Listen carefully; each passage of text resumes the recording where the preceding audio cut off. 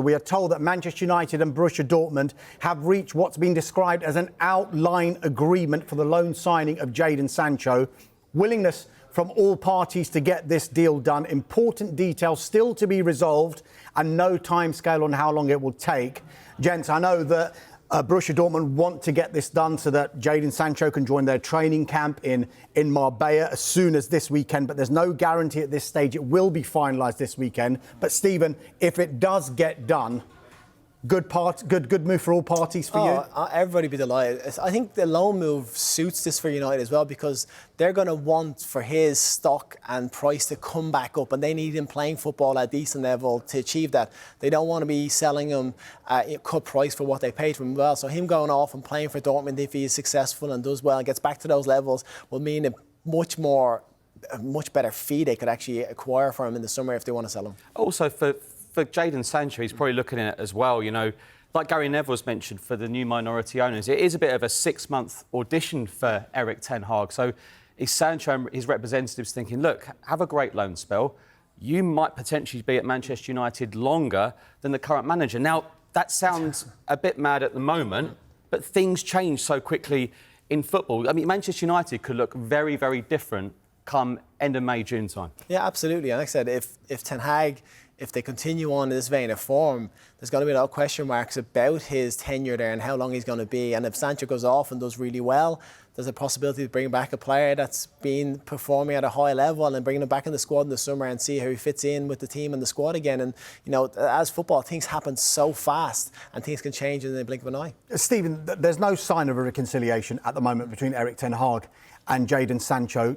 Just in your experience when you were playing, have you seen and experienced a situation like this when somebody has just been ostracised from the squad altogether, let alone playing, but, you know, not even eating with the first team by all accounts? There's been times in teams where players who've just fallen out for...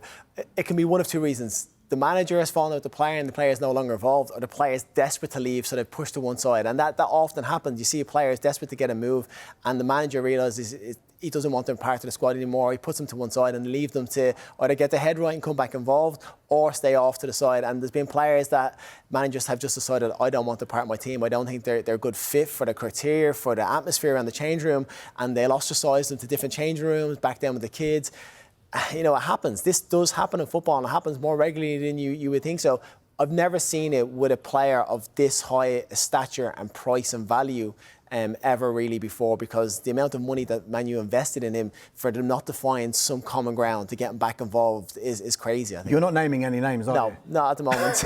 I think I remember the year, Stephen, you're talking about. I wonder if he has to leave the WhatsApp group when you go on loan, though. Because, you know, leaving the group, sorry, I'm going out on loan. I doubt he does. I'm sure he's still in there. I'm sure he's still friends with the lads. This is the thing, as a player, you're still going to have your friendships in the team. You're not going to be ostracised by the players, because even though you may not be, you know, in cahoots with the manager, you're still going to have good friends in that change room, or people that you get on well with.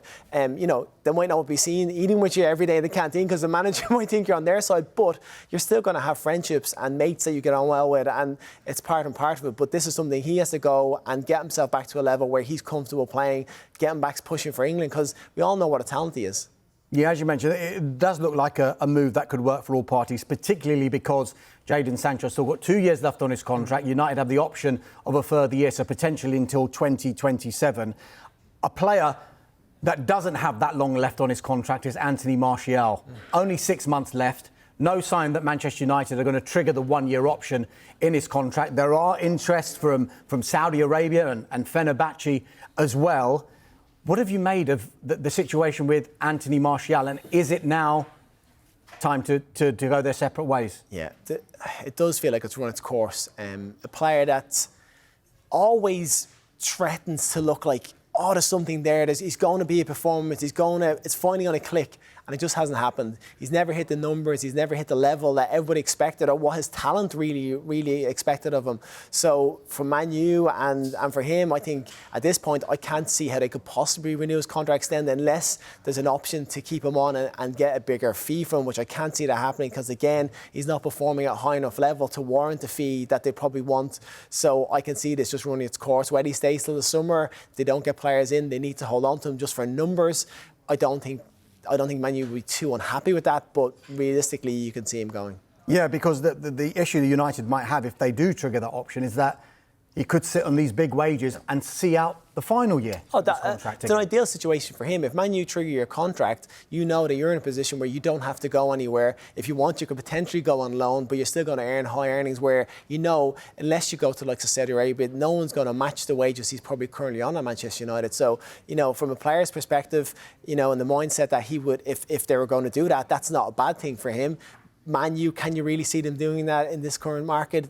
The money they're going to have to pour into him, I just can't see it. It's an intriguing loan for him as well if it does go through, because it's a club, an area he knows so well. Yeah. You know, you give a lot of credit to youngsters when they go abroad at such a young age, but he did really well there. Yeah. He's now got some certain home comforts. So, and I'm sure Manchester United fans will be really interested to see how he gets on as well, because you feel the vast majority back to the manager, but as we said earlier, so much can change in such a short space of time. Yeah, so potentially Jadon Sancho and Anthony Martial on their way out of Old Trafford. What about incomings? Well, striker seems to be the problem position for Manchester United right now. They seem to be offered strikers rather than pushing and being very, very proactive about getting them. We've heard about RB Leipzig's Timo Werner, Bayern Munich's Eric Choupo-Moting as well. Are these the kind and the calibre of striker that a club like Manchester United should be looking at in a January window?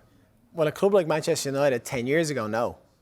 A club like Manchester United now, in the current form and the current positioning and where they are in the league and where they're, you know, I know it's so hard to talk about Man United, and even I can't picture going to Old Trafford and not being this, you know, arena where it was almost impossible to get results. And that's what it was for my whole career. But that's changed, and United are not what they were when it comes to, they still are a massive club. They're still an institution. Financially, what they can demand, the people that they can get to the club, but are the top strikers wanting to play for Manchester United because what they can offer? Can they offer trophies currently? Probably not. Can they offer top-end Champions League football? No, so that's the difference. But we look at Wout Weghorst, so we know these January kind of transfers do happen, but you do wonder, with Manchester United, it seems unthinkable that they're completely out of Europe. Yeah. But Eric Ten Hag, and credit to him for this, he played strongest teams in all the domestic games last year, and the reward for that was a League Cup. Yeah. But round of 32, Barcelona, yes, that's glamorous, but you don't want to play two-legged Barcelona ties, do you, when you're trying to get in the top four? No. Now, at the end of the day, he did a very good job. But I think potentially Man United fans might think we don't need the biggest squad in the world if you're just concentrating on getting back in that top four and hopefully for them an FA Cup run. Yeah. Stephen, there are 9 points off the top four just now, but Eric Ten Hag is quick to point out that there's the imminent returns of various players who have been injured, the likes of Casemiro and Mason Mount, to name two. Can you realistically see United mounting a challenge for those top four places? Are they potentially able to put a run together where they push themselves back up the table? Yes, with the players, they get back if they're all fit. But none of those players have really hit form even when they have been playing the season. I know they've been carrying injuries, but none of them have been at the level that would sustain Manchester United get back into the top four. And then you're taking into account the other teams that are in that position. You're looking at Arsenal, you're looking at Liverpool, you're looking at City, Villa, Newcastle potentially, Tottenham as well, players back fit. Do you think United can jump ahead of any of those teams? Currently, I don't see that. But listen, anything, like I said, teams can change so quickly, and it just takes for one of those two players to hit form and get them going on a routine or get them going on a bit of a charge. But I would say it's unlikely.